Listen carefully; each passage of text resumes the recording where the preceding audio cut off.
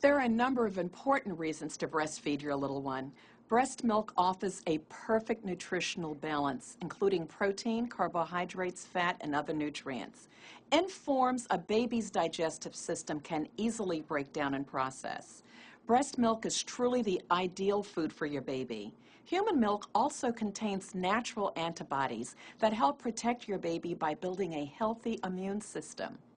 When you first begin breastfeeding, it's a new skill for both mom and baby.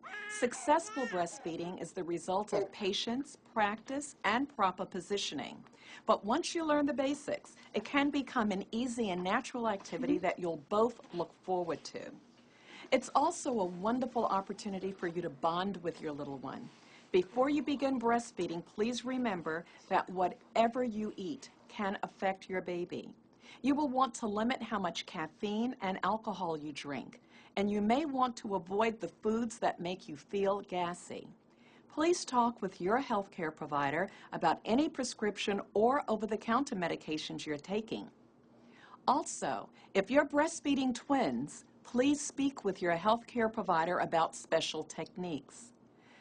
Let's take a moment now to watch our nurse practitioner, Lori, as she helps the mom and her newborn learn the correct positions and techniques for successful breastfeeding.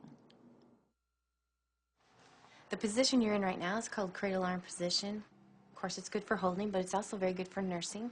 The difference is you're going to have her tummy to tummy because you want her nice and close so that she's not tugging on your breast. Some of the other positions, one that's really good, especially for moms who've had a C-section because it helps to protect your tummy. It's also good for moms who have twins because they can nurse from both sides. But it's called the football position. You're going to hold the baby next to your hip and support her with your elbow, and then the head's going to be supported with this hand. The thing that's nice about this position is it really gives you free use of your hands and to be able to move the baby around where you need her to go. One of the other positions that you can use is called cross cradle. So basically, it's the position that you're in, but when you're going to switch to the other side, all you're going to do is kind of slide the baby across your chest, okay? You want to keep her tummy to tummy and then bring her up to the other side. There's also the sideline position for nursing. Sideline position works really great at nighttime, especially when you and baby are tired. You'll be laying down in a bed, laying on your side. Your arm just comes up underneath your head. You're going to lay the baby next to you. Again, you want to use that tummy to tummy position so that she's right up next to you. Should we go ahead and try and latch her on? Sure.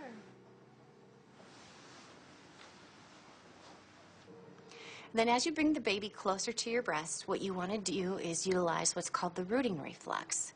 Rooting reflex, all babies have. It's that point where you go ahead and you kind of stroke their lips and their cheek and they'll kind of follow along. That's what we call the rooting reflex. And that's what you want to do to help latch the baby onto your nipple. Because what will happen is she's going to open up really wide when you do that. And as she opens up wide, you're going to bring her in and then have her latch on. Just rub your nipple across her lips, and then as she opens her mouth, then you'll bring her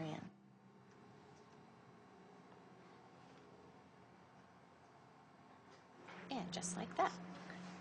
Now as she sucks, she'll suck and suck, 3 or 4 times, and then you'll hear her swallow. And that way you know that she's starting to get milk. Now as you look at her position on your breast, you notice that her lips are kind of phalanged out. And that's good positioning. You also notice that she takes in as much of the nipple and the brown part of your nipple, the areola. That way you know she's taking the nipple to the back of her mouth and then puts more pressure on the back part of your breast here as opposed to the tip of the nipple. She will start to slow down as she starts to empty this breast. The thing is, you want to try to empty each side. You may not empty both sides.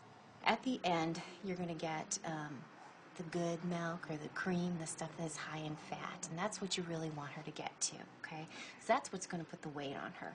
As she goes to slow down, sometimes babies will let go themselves, sometimes not. It's not a good thing to just go ahead and pull a baby off because you could cause damage to your nipple. And you want to try to preserve them as much as possible. It's one of the #1 reasons a lot of moms will give up on breastfeeding is sore nipples. How do I know when to switch? As she starts to slow down, you think she's finished on this side, then you want to take her off and switch her to the other side. But to do that, you don't just want to pull her off. So what you want to do is go ahead and take your finger and place it in the corner of the baby's mouth and just release the suction. As she releases the suction, then just let the baby settle back into your arm. This is also a good time to try and get her to wake up to take the second side. When you're first starting off with nursing, a lot of times babies will get really sleepy when your milk first comes in because they get very satisfied very quickly. But as you continue to nurse, they'll tend to be more awake for the second side than she is right now. Okay. But you always want to offer the second side. Sure. You always want to stimulate both sides.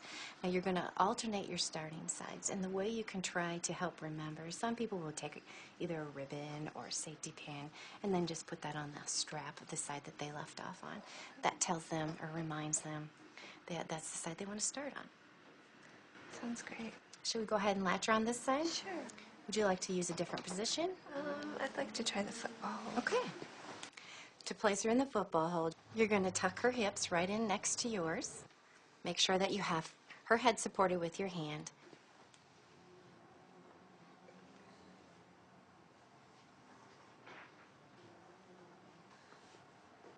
Oh, I sort of have an awkward time with this side. I want to know if I'm doing it correctly. You will find a lot of babies will prefer one side over the other, and that's not unusual. You're not abnormal at all.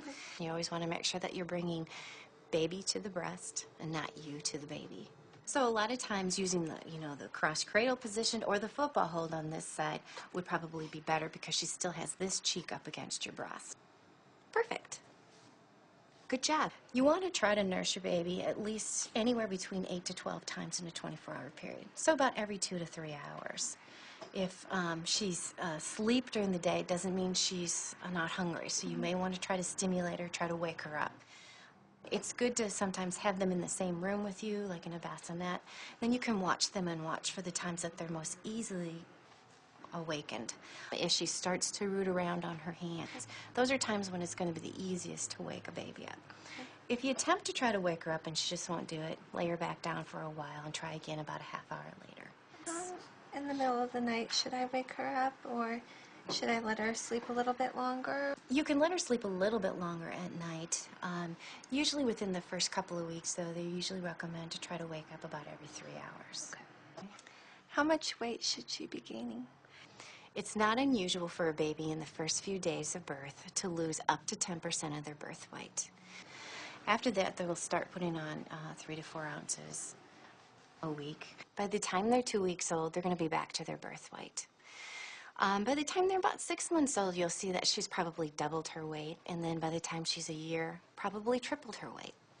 If there's any concern about her weight during her baby checkups with your healthcare provider, he or she will let you know if she does have concerns about her weight. How do I know when she's getting enough to eat?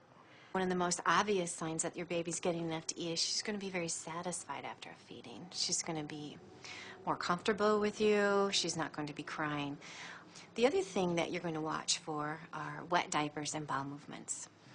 Within a 24-hour period, you want to see anywhere between 6 to 8 wet diapers. You want at least 2 bowel movements in a 24-hour period. However, she more than likely will have more than that. Bowel movements are going to change, and basically they're going to be pretty runny as far as their consistency. They're going to be a mustardy yellow color and kind of seedy looking, which is pretty normal. But some parents get kind of concerned because they think that maybe the baby has diarrhea. But that's real normal. One of the most important things about breastfeeding is you need to be in a place where you're comfortable and where you're comfortable with the baby. So in a nice easy chair like you're in today, it's good also to be away from distractions.